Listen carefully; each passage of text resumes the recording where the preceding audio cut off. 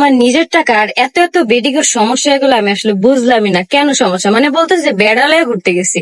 Next time এই কমেন্টটা বুঝা শুনা করবা। যে কমেন্ট করবা যে বেড়ালয়ে ঘুরতে গেছি, তার ব্যাডারে লয়ে ঘুরতে যাবো, তার ব্যাডার টাকায় শপিং করবো, তার ব্যাডার টাকায় খামু, তার ব্যাডার টাকায় ঘুরমু, আর ব্যাডারে শেষমেশ একদম দেউলিয়া করে ছেড়ে দিমু। সো বুঝা শুনা নেক্সট টাইম কমেন্ট করবা। আর বেড়ালয়ে গেছি নাকি না গেছি এটা যদি জানতে চাও, অবশ্যই আমাদের সাথে তোমাদের যেতে হবে।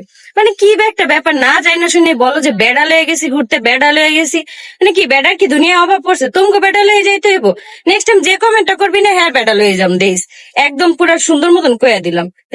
আপনারা জানেন কিনা জানি না, রিসেন্টলি আখি কিন্তু নেপাল থেকে ফিরেছে। আখি নেপালে ঘুরতে যাওয়ার বিষয় নিয়ে আখির কমেন্ট বক্সে শুধু একটাই প্রশ্ন, আখি নাকি বেডাদের নিয়ে ঘুরতে গেছে।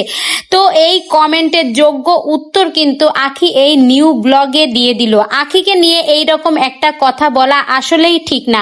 আখি কিন্তু শুধু আখি না, আখি কিন্তু একটা সন্তানের মা। একটা সন্তানের মাকে নিয়ে এই রকম কথা বলতে গেলে অন্তত 10 বার ভাবতে হবে, কারণ আখি কিন্তু ওই ধরনের মেয়ে না। আখি কিন্তু নিজের খরচে নেপাল বেরিয়ে এসেছে। মানুষের ইচ্ছা করতেই পারে, আখি তো এমনি বিভিন্ন সময় নেপাল বলুন, কক্সবাজার বলুন, নিজেই ঘুরতে যায়। কখনো কখনো রিয়াকে নিয়ে ঘুরতে যায়, কখনো কখনো আখির বান্ধবীদের নিয়ে ঘুরতে যায়। তো মানুষ ঘুরতে যেতেই পারে, তাই নিয়ে এই রকম কমেন্ট করা কিন্তু উচিত না। এই কমেন্টেরই কিন্তু আখি যোগ্য উত্তর দিয়ে দিল। এরপরে যেসব বেডিরা আখির আইডিতে এই রকম কমেন্ট করবে যে আখি বেডাকে নিয়ে ঘুরতে গেছে, তাদের বেটাদের নিয়েই কিন্তু আখি ঘুরতে যাবে, শপিং করবে, তাদের পকেট পুরো খালি করে দেবে।